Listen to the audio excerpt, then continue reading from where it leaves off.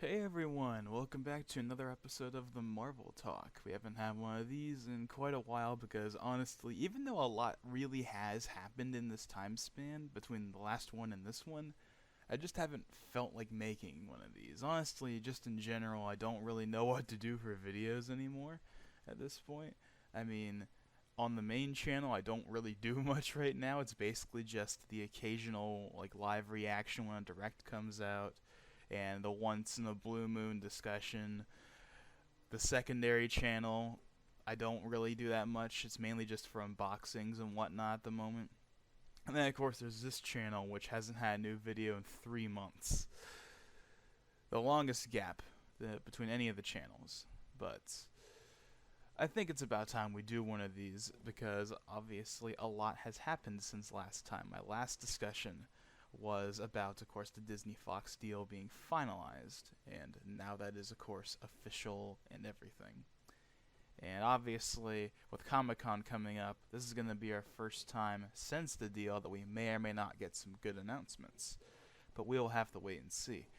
But I mean, for this video, I'm probably not going to do anything super like on topic. I'm probably just going to do just a general kind of discussion on what things are like out there in the Marvel Universe. So obviously, first things first, something that has not been talked about since the last video is, of course, Avengers Endgame has come and gone, and man, it was an experience. It was an experience. Let me tell you, that was an experience. We'll talk about Far From Home in a bit because obviously that just came out and that's gonna probably be the main point of this video. But I want to talk about Endgame real quick. So, well, at the same time though, is there really anything I can say about Endgame that hasn't already been said? Literally everything that has already been said about Endgame is exactly what I would pretty much say. So, obviously I'm gonna say the same. The general, like it was a fantastic send off to what I'm gonna call the golden age of the MCU. Because I'm guarantee you right now, the MCU will never reach the heights it did under the first era again. And even if it still continues to do really well, which I don't doubt that it's going to do well, it's just I don't think it's ever going to really reach Infinity War Endgame levels where like literally everyone on the planet goes to see them. I don't know if that's going to happen again. I just don't know if that's possible. Now, obviously, there's still tons and tons to look forward to. We got the X-Men, Fantastic Four. We got stuff like Black Widow on the horizon. Like, there's obviously stuff still coming, but I feel like it's going to be all downhill from here, if I'm being completely honest. However, Far From Home has given me some much needed intrigue. So, yeah. But I mean, Endgame, honestly, there really isn't that much to say because, I mean, it's July. We've all seen the movie. We all know what's in the movie. We all know what makes the movie so great. But, of course, we also know some of the. It has a couple nitpicks here or there, probably. But overall, obviously, a really good send off to the MCU, and I honestly don't really have anything else to say. Everything that has been said has already been said. So instead, let's shift gears and let's talk about Far From Home, which just came out like last week. I didn't get to see it day one because my friend, who normally gets all the tickets for us, he wasn't able to get the Far From Home tickets when I thought he did. So we had to wait. So he wasn't able to get day one or day two or day three. So we had to wait until like Saturday, I believe it was. Friday or Saturday. So, oh well, I didn't see any spoilers, thankfully. Well, actually, no, I saw one spoiler. Oh yeah, obviously this discussion is obviously spoilers. So if you haven't seen the movie yet, click off now. but the last credits scene with the scrolls. Unfortunately, I saw that one. Not the entire thing, but I knew that that was what at least one of the credit scenes was gonna be. Because okay, remember when Endgame came out and there was those like Russian like videos, like they were like with the really crappy quality in like the theater, and like they had like the Thanos and everything. Yeah, like that. Those like really annoying videos that like are huge spoilers. Yeah, I ran into one of those for Far From Home, and it was just like Far From Home post-credit scene, and then it had a picture of like the scroll. So I knew about that, unfortunately, but I didn't get anything else spoiled, including J. Jonah Jameson. That was also not spoiled, thankfully. So Far From Home, Far From Home. So one thing that's very interesting about Far From Home is, of course, there are a number of sequences that didn't make the cut. Most notably, the scene where he's fighting. I don't know exactly where it is, but like we'll just say he's fighting the bad guys. Sure, he was fighting the bad guys in the Iron Spider suit. That scene from the trailer didn't make the cut in the movie. There was also another scene in one of the trailers that didn't make the cut. Now, one question that a lot of people had when it came to Far From Home was how much would it address Endgame? How much would it address the snap, or as Far From Home likes to call it, the blip? I'm gonna call it the snap, but okay, and they definitely address it, but they probably don't address it as much as some people would probably like. They pretty much sweep over it. Like, it's there for the first 5 or 10 minutes, and then by the time they're off and they're going to Europe, it's basically in the background. It doesn't really matter anymore. Oh, let's talk about how the movie opens. So, first things first that I did not see coming. The opening music was not another Spider-Man theme, because of course in Homecoming they had the remix of the iconic Spider-Man theme from the 60s TV show. I thought, like many people, they were gonna. I'm not saying they were gonna continue to use that theme, but I thought they were gonna like use like use like the theme from Spectacular or something like that. I don't know, but they would use like other Spider-Man themes. They didn't do that, and they also didn't reuse the one from Homecoming. Well, they didn't reuse that remix from Homecoming. They still have the Homecoming theme though, which is another thing I wasn't sure of. Is I wasn't sure if they were gonna keep that theme or if they were gonna just do something different. But I guess they want the MCU Spider-Man to have its theme, which we can debate all day if it's good or not or whatever. I like it, but I do think that the Raimi trilogy, not the movies themselves. I mean, I haven't seen any of the Raimi trilogy, and I know that's a fail on me. I need to go see that. In fact, I was going to okay, let's sidetrack for a bit, because after all, these discussions are famous, well, infamous by my standards anyway, for sidetracking it the heck of a lot. Back in like the beginning of this year, I was actually gonna get like this. There was like a Spider-Man complete saga, well, non-MCU complete saga. They had like Spider-Man 1, 2, 3, and Amazing 1 and 2, as well as Spider-Man 2.1 and 3.1, which were like director's cuts or whatever. I could have gotten that for $25 on Blu-ray. But there were two things that held me back from doing that. One, I was really hell-bent on getting my MCU collection finished, which is not finished, by the way. My MCU fail right there. My MCU collection is not finished yet. I am getting there, though. I am missing Captain America, the First Avenger, Doctor Strange, and Captain Marvel. So I'm missing 3. And then, of course, there's going to be Endgame and Far From Home, etc., etc. But right now, I'm broke. So I can't, Mario Maker 2 came out recently, and me and my brother really, really, really want to get that. And the only reason why we couldn't get it day one is because I didn't have any money. So when I do get money, Mario Maker takes the focus. But I do still want to finish the collection. Back in May, I did get Black Panther and Ant-Man and the Wasp on 4K, though. So, yeah, but I still have to get a couple of Blu-rays. Oh, so the reason why I didn't get that collection. One, it was on Blu-ray. Now, why would that be a negative? Because there's a 4K version of that exact same collection. It's just way more expensive because you know how I said it's $25, right? That's a sale price. Normally it's like $60+, but it was $25 on sale. And I was like, look, I'll take the hit for not having it be 4K because 1080p is still plenty, and $25 for 5 movies plus 2 extended cuts is more than worth it. Also, they're in steelbooks. There's the Raimi steelbook, and then there's like the web steelbook. They both of them have the steelbooks. So why didn't I get it?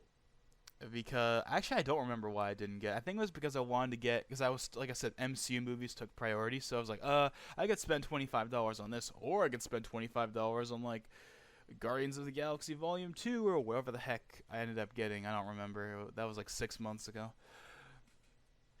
Although I do kind of regret not getting it just because of how good of a value it was. But whatever. Point is what it is. Well, but back to what I was originally saying. Even though I've never seen the Raimi films, I am a part of the camp that thinks that the Raimi theme is the best, it's the best live action Spider-Man movie theme.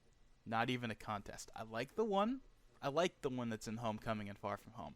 It fits with what the character is, but you can't beat that. You can't beat I'm not going to even attempt to hum it because it's going to sound like garbage, but you can't beat that Raimi theme. It's so good. It's so hype. There's a reason why it's as revered as it is. But anyways, back to what I was saying. So yeah, I mean, so the very beginning of the movie, so, okay, first, after we get the Sony logo and all that, we see Nick Fury, Maria Hill, whatnot, and they're, I don't remember where they were, but that's where, like, Sandman was from that's another thing that was kind of off, is that Sandman, or, like, the thing that's supposed to be Sandman, or whatever, because, it's the elemental, so I'll just call it Sandman. Even if whether it is or not, I'm just going to call it Sandman for the sake of the video. He's only there for like the first 5 seconds. He's not in the rest of the movie whatsoever. He's only there for like the first 15, 30 seconds of the movie, which is kind of interesting. And then Mysterio shows up. And then it just cuts to the Marvel logo, and then this is the part that absolutely killed me. So they start. So first, of course, I noticed that this isn't the remix from Homecoming, and this isn't like Spectacular Spider-Man's theme or anything like that. It was something different. It was kind of similar to how Endgame's was, where they kind of opened with like a more somber song or whatever to set the mood, and then In Memoriam with Comic Sans. And then I was like, oh boy. And then I'm not even gonna attempt to sing it. It's gonna sound like absolute trash, and it's gonna be a cringe fest. But then that classic. It is a classic. That one song that you've heard a billion times starts playing, and then they have all the portraits, and they're all like low resolution and really weird, and then they have the transitions. See, this is one of the things I absolutely love about the MCU version of Spider-Man is they nail the high school aspect of it. And you want to know, and this is like the pinnacle, they had like this movie maker PowerPoint hack job it is exactly what you would see in real life, man. The transitions, everything. It was so spot on to what you would actually probably get. It was hilarious. Reminds me of in Homecoming when they're like, the Midtown High wins the championship, but they also were in danger. And then they have that picture that says the Spider-Man in Comic Sans, and it's like 1 pixel. Stuff like that.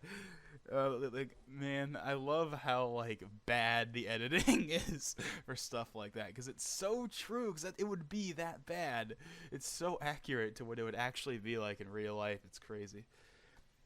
So yeah, they have like a little like video. Now here's one thing that's interesting is Captain America is in it, even though he didn't die. Well, obviously we all know Tony died. Black Widow died, but Steve didn't die. So why is he in there? I'm guessing it's like because he retired, so maybe that's why they're thrown in there. Because he's still alive. I mean, he's an old man, but he's still alive, so it's kind of weird that they did it like that. But sure, Marvel, why not? I get the idea. The idea is that was the end of Captain America, or at least Steve's Captain America. I think that was the idea behind it. Or maybe the rest of the world thinks he's dead, and that's why he's in there. But so we get that, and it's like, it's been 5 years since the blip, and they go through like that whole thing about how things have changed, how apparently students had to re-go through school again, which I think is the most nonsense thing ever.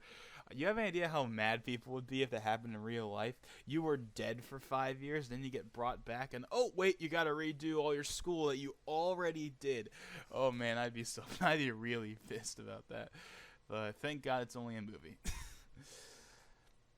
And then After that, after that? It's just, I mean, honestly, there's not a ton for me to say. I mean, you've all probably seen the movie, but I'm just trying to go over the aspects that I found really interesting. Oh yeah, Mysterio. Jake Gyllenhaal did a great Mysterio. No surprise there. Just like how Michael Keaton did the great Vulture. But here's the thing I find interesting.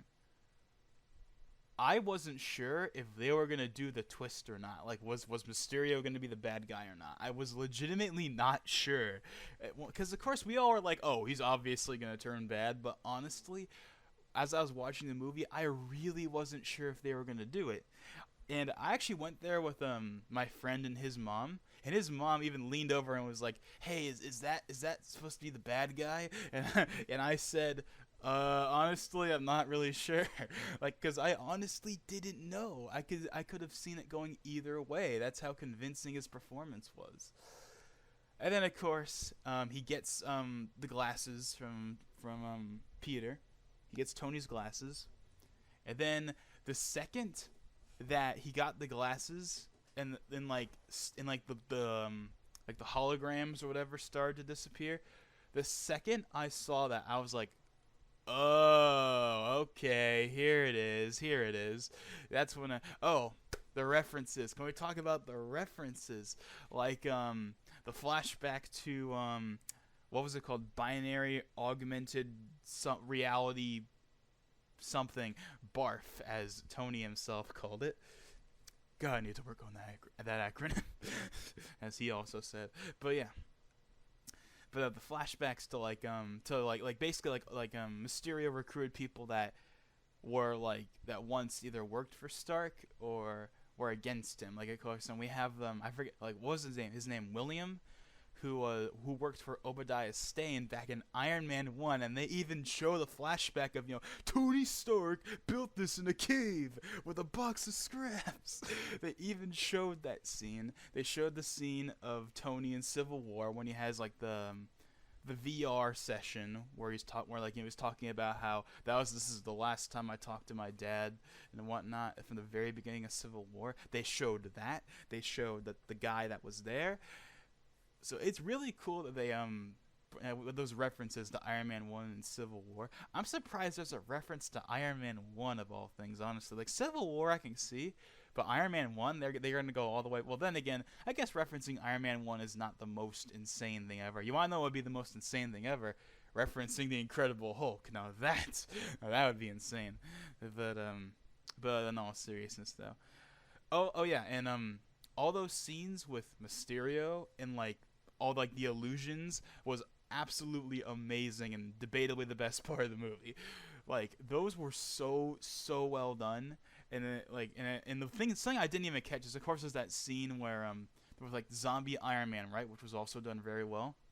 And then there was spiders crawling out of his eye, right? And I didn't notice this, but other people did. Those spiders are Black Widows.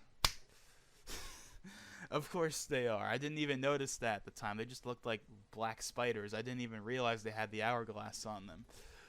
That's pretty solid right there. But yeah, that entire sequence of Mysterio and the illusions, with that whole sequence was amazing. It was absolutely amazing. Maybe the best part of the movie. Now, one thing something that honestly was a little disappointing to me was the black suit that we've all seen in the trailers. That's the Far From Home suit, right? Doesn't show up until the very end. It doesn't show up until the big final conflict with Mysterio, which isn't necessarily a bad thing. It's just I kind of wish we got to see it more, because for most of the movie he just has his regular suit that he had in Civil War and Homecoming. It's not until the end, when the final battle against Mysterio, that he gets the Far From Home suit, or the black suit, which is a little annoying. Oh, speaking of references, how he gets the suit. So Happy picks him up from I think it was the Netherlands. I don't remember exactly. I think it was the Netherlands or Belgium, one of those two. And and of course that scene from the trailer where Peter is so distraught over what the heck is he gonna do? He's not ready for this, all that stuff. And they're all just talking about how much they miss Tony Stark, how much they miss him, how none of this would be happening or whatever if he was still alive. And then probably my favorite reference. Actually, no. There's another reference that we'll get to later that I kind of already talked about, but not really. But my favorite reference that's actually involves the movie itself. The part where like Happy's like, you take care of the suit, I'll take care of the music, and then we get another flashback to Iron Man 1 that I never thought they would do, and that was they played. I don't remember the name of the song. All I know is that it's AC/DC, and there's a joke about how like Peter's like, "Oh, I love Led Zeppelin," and it's and like here's the funny thing, because I thought it was AC/DC, but I wasn't 100% certain. So when Peter said, "Oh, I love Led Zeppelin," I was like, "Oh, so it's Led Zeppelin. Never mind." But no, it actually is AC/DC. That was just a joke. I didn't really understand that at the time, but yeah. So there's that whole thing, and then of course do like, it starts playing, and it's like, yeah, yeah, we're getting that the flashback to the very beginning, the start of it all, with Tony in the military vehicles in the desert, where this all started. I love that they did that. And they did that right after talking about Tony, right? So it fits really well. Another thing is when he has like the machine that can build the suit, it shows like here there's the Iron Spider, there's the Homecoming suit. I think the Homecoming suit's in there. Like when I say the Homecoming suit, I mean like the crappy costume one, the one that's not really a suit. I believe that one's in there actually, but like there's a bunch of different suits in there. I heard from people that apparently the Spider-Man PS4 suit was in there. I can't confirm that, but I heard from people it was in there. I'd have to look and see if anyone's got a screenshot of that I could look at. Maybe I could confirm it. But I heard that the Spider-Man PS4 suit was in that lineup. Speaking of Spider-Man PS4, there's a scene near the end of the movie where he's swinging around New York. And within them, at least I think it's in New York. I don't know. There's a scene where he's he's swinging around, right, and then he does a selfie in midair, and it's the exact same pose from Spider-Man PS4. So even if the Spider-Man PS4 suit is not in that the suit building machine, there is a reference to it because they have the same pose in that one section where he takes a picture. So the Mysterio fight was pretty good. Is it better than is it better than Vulture's? Time will have to tell on that, but I really liked it. This the Far From Home suit looked really good, obviously, and the way that the drones were used and everything, it was pretty solid. It was pretty freaking solid. Honestly, there's not much for me to say on that, other than of course. Another great moment. The very last scene where Mysterio tries to like shoot Peter, and Peter stops it. That scene is amazing.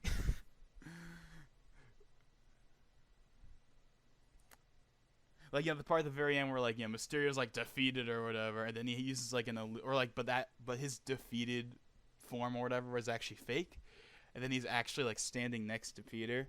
He's gonna shoot him in the head. And then Peter stops like the bullet, or he stops like out or something like that. That was amazing. but yeah. So let's get to so I guess with that being said, let's get to the last ones. Okay, so Mysterio dies, quote unquote. We'll get to that in a second. And, they go back to New York. He's swinging around all happy. We get the Spider-Man PS4 pose. He's swinging around with MJ. And oh yeah, that reminds me. At the very beginning of the movie, when they're talking about the blip and everything, they mention how like we've entered a new phase or something like that, and it's like that was the most blatant reference to Phase 4 I have ever heard. But I think that scene was shot before the movie was officially changed to be a part of Phase 3. Because originally it was going to be a Phase 4 movie, and then Feige changed it at like the last second pretty much to be like, oh, this is the end of Phase 3. Okay? So that was probably a scene from when Phase 3 was still a Phase 3 movie. Regardless, though, I get the point, right? This is after Endgame. This is the end of an era. It's time for us to begin a new era, a new phase. I get you, Marvel. I get what you're trying to say. And then at the very end, like with MJ and Peter is like, they're swinging down, they're on the ground. There's a sign in the background that says 1, 2, 3 ? That is also most likely another reference to Phase 4 right there. Another thing that everyone thought they were going to show and was never shown was the building. Like, what was Avengers Tower? Like, who bought Avengers Tower? Because everyone was speculating it was either going to be Oscorp or the Baxter Building. Well, regardless of which one it is, we didn't get to see it. So we're going to have to wait till next movie to see who bought that, I guess. Or a post-credit scene in another movie. So, with that being said, let's talk about the post-credit scene. So the first one, and I think what will be most people's favorite, probably one of people's most... I'm willing to bet that the first post-credit scene for Far From Home has already become one of the best ones in Marvel history. Why? Well, 2 reasons. One, this is probably the I don't know, from the fans' perspective, it's the bigger one. And that is, of course, so there's Peter swinging around, whatnot, and then he just lands on a pole, and then I forgot the Jumbotrons or whatever the heck they're called in Times Square. He's like, this is an emergency news report. It's about a video has been released from Mysterio before he died, where he basically frames. He does a really good job of he frames Peter for killing him. Well, no, not for killing him, but he frames Peter for wanting to kill all the citizens and whatnot, and basically make him look like the bad guy is the main point. And it's actually a decently well done job. Mysterio did for the editing, but yeah, so that's supposedly from before he died. I don't think he actually died. I just can't really buy that he actually died, but because I'm pretty sure they're trying to set up Sinister Six, and the Vulture didn't die. So why the heck would Mysterio die? I don't know. Whatever.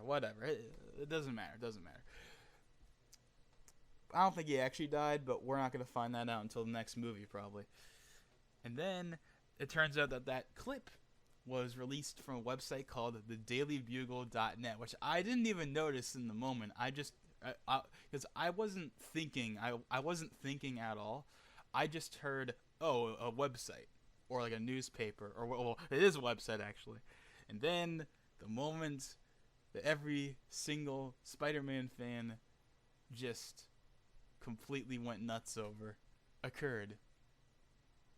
J. Jonah Jameson, specifically J.K. Simmons as J. Jonah Jameson, on screen in the MCU, and it was glorious. Now, there wasn't that many... Okay, the theater I was... Now, remember, I didn't go to the day one showing. If I was there at the day one showing, I guarantee you the entire room would have been like, oh! But because I was in, just a regular, whatever... just a regular screening, not the day one screening, not even the day 2 screening, there wasn't as many, I guess I'll call it hardcore fans or whatever that know everything about that kind of stuff. But there was, I think, 1 or 2 people that got that was J.K. Simmons. But if I was there at the day 1 screening, everyone would have been like, oh! I guarantee you. Everyone would have been flipping out at the day 1 screening. But unfortunately, I was not there. But of course, me and my friend, I believe 1 or 2 other people in the audience recognized who that was. And of course, we were all like, well, I mean, I wasn't screaming because it's not really my thing, but I was, of course, like, yeah! He's back! Also, in Spider-Man PS4, he's like the Alex Jones of, this or something like that. Because I haven't played Spider-Man PS4 yet, even though that's one of the reasons why I wanted a PS4. I will be getting it as soon as I can, though, because I still really want to play it. But I have heard that, J. Jonah Jameson in that game, which is not voiced by J.K. Simmons in that game, by the way, but that doesn't really matter for what we're talking about. He's the Alex Jones of that universe. And I believe they're doing the same thing in the MCU, which, sure, why not? I guess it makes more sense than having him be a newspaper business like it used to be, because, I mean, newspapers in 2019... I know they're still a thing. People still buy them, or people still read them, but obviously newspapers are very much a secondary afterthought these days. Online is everything now. So it makes sense that the Daily Bugle is now a website. So I think that was a pretty smart idea. And of course, well, J.K. Simmons is J. Jonah Jameson. I mean, he, just like Robert Downey Jr. as Iron Man and Ryan Reynolds as Deadpool and Hugh Jackman as Wolverine, you cannot replace J.K. Simmons. He is absolutely perfect, and I'm so glad they brought him back. And he better not just be for a cameo. He better show up in the next movies and actually be there for a decent amount of time. But even if it's just for a cameo, it's still really awesome. And then the second part of the thing that kind of shattered the world. Mysterio reveals Spider-Man's identity to the world. And then the movie, and then it ends with just like in Homecoming, and then it cuts off. And boom, the entire MCU changed forever. It's also something that has never happened before in any other Spider-Man movie. No other Spider-Man movie has his identity been revealed. And that's something that has me really, really interested. Like, what's going to happen next? There's no way, what's going to happen? The world knows he's Peter Parker. But we ain't done yet. Because at the last post-credit scene, we see Nick Fury and Maria Hill driving. And then one of them turns into a Skrull. And this is the part where I said before, like, I knew that was what the scene was. That was spoiled to me. But still, it's like, what? I didn't really understand. And, like, the one that was Nick Fury was Talos. And then it cuts to, like, Nick Fury on vacation. But he's, like, in a VR room. And then he's, like, ordering around the Skrulls. That entire sequence just fried my brain. I really don't know what to think of it. From what I heard from people that actually know what the heck that scene meant, apparently it's this huge game-breaking, game-changing thing for the MCU. But I didn't really understand it. The only thing I really understood is, oh, it's right, because in Captain Marvel, they made friends with the Skrulls, but I don't get but I still don't really understand that whole sequence. Obviously, in time, it'll become apparent, but yeah, that was Spider-Man Far From Home. Is it better than Homecoming? Honestly, I'm going to have to let it sit a little bit, but I really enjoyed it. The post-credit scenes were awesome. We got plenty of cool references, and overall, it's just really solid. And also, again, like Ant-Man was before it, it's a nice change of pace. Well, we had the big climactic end with Endgame, and then we get something a little more grounded, but also something that changes the MCU forever. So I guess it's not entirely grounded, but yeah. So that was Far From Home. Really enjoyed it, and definitely can't wait to see what's going to happen with Spider-Man next, because a lot has happened. I mean, Peter's identity has been revealed. That's a huge deal, and I'm really, really curious to see how that goes going forward. But of course, it's only if we get, because there's been tons of rumors and speculation and whatnot that, despite the fact that Amy Pascal said recently that a third Spider-Man movie in the MCU is happening, there has been rumors and speculation and all kinds of stuff going around about Sony pulling out of the MCU deal if Far From Home doesn't cross $1 billion. Which, it's going to cross $1 billion, but I don't think that rumor holds any water. But there's also been other rumors going around about them wanting to pull out, if just for other reasons, because of course ever since Venom did $800+ million, everyone's been really worried that Sony's gonna be look at that and be like, oh, we can make this kind of money without needing Marvel's help. Why don't we just do stuff on our own? But of course, we know, and I'm sure even they know, at least to some extent, even though this is Sony we're talking about, but I think even they know to some extent that, of course, if they pull out of the MCU deal and they take Spider-Man back, the fans will riot, and they will legitimately boycott every single future Spider-Man movie that Sony puts out. I know that boycotting is something that's like a that. Here's the thing with the whole fiasco with like Sword and Shield, right? Realistically, if every single one of those people that said that they were not going to buy the game, even if they actually didn't, it wouldn't matter because the game would do so well that it wouldn't matter. So you might say, well, wouldn't the same apply to Spider-Man? No, because the audience has shown that if it's not the MCU, they don't care. Look at Dark Phoenix. Look at Dark Phoenix. That movie bombed because it. Well, to be fair, to their credit, well, I don't know. To be fair, that movie bombed for a couple reasons. One, everyone knew that this was the last X-Men movie. Everyone knew they were going to be going to the MCU. And frankly, because of Apocalypse and all the fiascos behind the scenes, no one, even the people that didn't care about them moving to the MCU, even they weren't all that interested. So it's a combination of factors as to why Dark Phoenix bombed. But I guarantee you, if Sony takes Spider-Man back, people will legitimately, like, okay, I'm not saying it would be enough to make a difference. Like I said, like the example with Sword and Shield, where even if, like, every single person on Twitter or whatever that said, I'm not buying this game, even if they actually don't buy it, it won't matter because the game is still going to do insanely well anyway.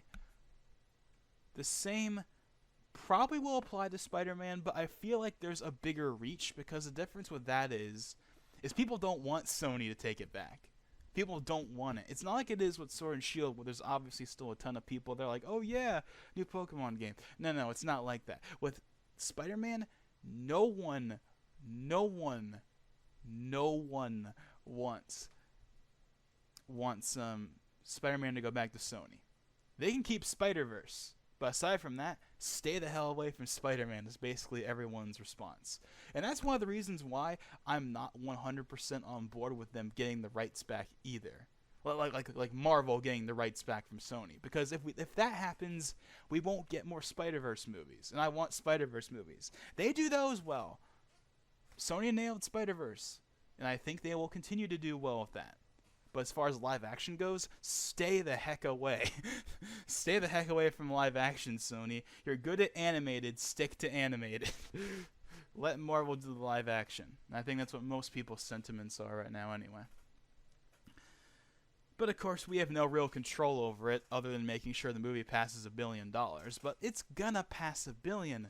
Homecoming did $880 million, and that's before Infinity War came out and before Endgame came out. Now the movie is guaranteed. If Captain Marvel of all movies could pass 1.1 billion, could pass $1 billion despite all the controversy. And whether or not you liked Captain Marvel or you don't like it, whether you like Brie Larson or you don't like it, that doesn't matter. The point is, if that movie passed $1 billion, there is no reason why Spider-Man wouldn't. When Spider-Man is a way, way, way, way, way bigger deal than Captain Marvel is. So I'm not really worried about the Sony deal. I think it's going to continue at least for the time being. The movie's going to pass $1 billion, and whether or not that rumor is true or not, they're going to stay the course. Amy Pascal has already said there's going to be another movie. So I think the big question is not that there's going to be more, it's going to be, is there going to be more after the third movie? Like, are we going to get a fourth, a fifth, and a sixth? We don't know. We're going to have to wait and see. But let's all just hope and pray that Sony makes the right decision here. But this is Sony. They've had, obviously, a lot of, not just with Spider-Man, with like Ghostbusters and whatnot. I mean, they do not have a good track record whatsoever. But let's just hope and pray, because Amy Pascal wants them to stay in the MCU. But she also doesn't work for Sony anymore. She works at Universal now. But she still works on the Spider-Man stuff at Sony. So maybe she has some kind of say in that. But there's a possibility that the higher-ups at Sony might veto her decision. They might want to pull Spider-Man out if they don't think it's worth keeping it in the MCU anymore. But let's hope that... I can't believe I'm saying this, but let's hope that... Yeah, but let's just hope But yeah, let's just hope that things go the way we want them to. And I guess with that being said, that's all I really have to talk about. It's basically just about Far From Home, but that's really... oh yeah, there's one other thing. There's one other thing I want to talk about. Comic-Con is fast approaching, as well as D23 in the next month. And it has already been confirmed that Marvel will have a panel at Comic-Con. Here's what I think is going to happen. I think they're going to talk about the movies we already know, like Black Widow, The Eternals, maybe Shang-Chi, like the movies that are coming out next year. They'll talk about those a bit. And then at D23, they'll have the big, slates where they reveal like the next 15 movies or whatever. Like, the big Phase 4 event, that will be at D23. That's my bet. And also at D23, they'll talk about the TV shows and whatnot, which I don't think they're going to talk about at Comic-Con, because remember, that's Disney Plus, right? So wouldn't it make sense to save that for D23, which is a Disney event? So I think they're gonna save WandaVision and Loki and all that stuff for that event, as well as the big Phase 4 reveal. That'll be at that event. But I think they'll talk about like Black Widow and Eternals. They'll talk about that, and maybe they'll talk a little bit about Guardians 3. I don't know. They'll talk about like the stuff we already know. They'll talk about the stuff we already know at Comic-Con. I really hope there's a stream, because if there is a stream we can watch, I will react to it. I might even bring in Antonio. But if there isn't a stream, then obviously I can't do anything, and I'll just talk about it after the fact in another discussion like this one. But Comic-Con's fast approaching, so it's going to be really interesting to see what comes out of Comic-Con, as well as D23. And with that being said, I guess that's really all I have to talk about. So if you made it this far, then I really appreciate it, because I know that most people probably don't even make it this far into the discussions, because no one wants to listen for 40 plus minutes. Then again, they'll listen to Game Explain talk for like an hour, but then again, Game Explain has an audience, don't they? And I don't. This channel has like no audience, but oh well, what can you do? So yeah, I guess that's really all I have to say. Comic-Con's approaching, so it's gonna be really interesting, and yeah. So this is Logan589XP, and I'll see you guys in the next one.